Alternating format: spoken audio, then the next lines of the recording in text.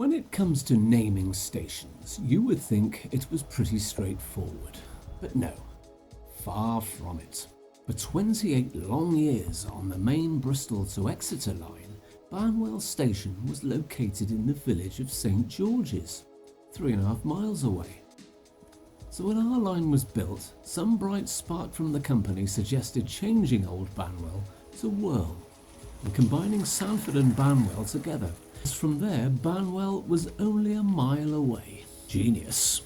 Congsbury had no such problems, but the next station we arrive at on our walk, let's just say when it comes to naming stations, everything went wrong that could possibly ever go wrong, and it all ended up in a right mess up. The story goes the original running-in board was sent down from Bristol with instructions that it should be set up by the local carpenter employed for the job, and so he spent a laborious afternoon and evening erecting it, according to Colin Magg's book, The Branch Lines of Somerset. So on the final preparation day, there was probably a hive of activity with all the last-minute jobs getting everything ready for launch day. However, the old carpenter had concealed the fact that he was illiterate. But the secret was out the next morning when the station master and his crew came into work on their first day and stared at the sign in total amazement as he had erected it upside down. So now there was a panic on. The first train contained all the company directors, all the contracting directors, and of course our 3 intrepid reporters waiting to see any little thing that they could write down. And any sort of embarrassment, everyone would have been a real laughing stock. However, listen to this next bit. As the train pulled into the station, the railway official encouraged everyone to look out the window to the right and not to the left, where the sign was visible. And he said, and I quote, "On a fine day, Bridgewater could be well nigh seen." Well, as we look to the right, Bridgewater cannot be seen at all, even on the best day. The hills go up and Bridgewater is the other side of those hills. So maybe everyone then went into a big discussion and told him, "No, sir, I think you're mistaken." And I'm thinking that possibly this is what happened, to divert everyone's attention away from the sign. But our man from the Western Daily Press was otherwise engaged. He writes, "The Woodborough Station is a little gem built in the Swiss style with Venetian shutters, a building composed mostly of pitch pine." Now, when the Bristol Times and Mirror reported that it had the appearance of a Swiss chalet, and the Mercury passed no comment at all, I suspected that I was mistaken in my previous opinion of him, and that our man from the Western Daily Press was just more into architecture than the other two. So did the station master and his staff manage to cover up the debacle of the upside-down running-in board to their superiors at the railway company?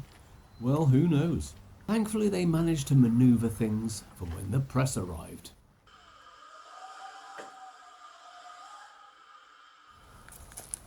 Our next indiscretion is with the name of the station itself, Woodborough.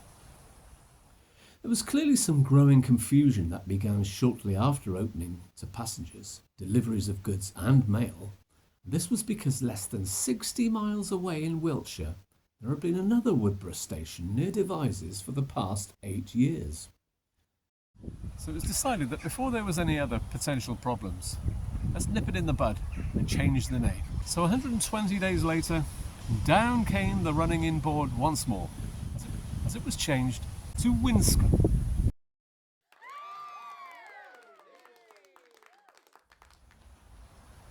And there things remained on the station for 35 years, until it was decided that the wooden station chosen by the engineers for its lighter weight on a freshly compacted earthen bank was not only maybe past its best, but at some 7 by 3.5 metres, or 23 by 12 foot, with its waiting room and booking office, was now quite limited as a functioning station.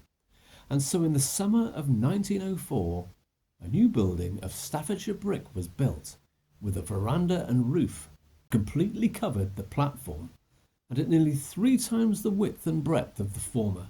There was a parcels office, a clerk's office, a booking office, general waiting room, and a ladies' waiting room, and ladies' and gents' lavatory. The Wells Journal calling it handsome in design, thoroughly up-to-date, spacious, and convenient. But what happened to the little gem, the Swiss chalet with the Venetian shutters? At the old station that was sited right here was hooked up to a traction engine, put on rollers, and dragged down this hill. It would have been pulled backwards, and it would have been bent this way, and down it came. That wasn't the end for the old wooden station, as it was repurposed, and for the next dozen years it served the people of Winscombe as the new village shop. Thanks for watching, and next time we have a spider and bat infested tunnel and the real gem of this line, the jewel in the crown, Cheddar Gorge.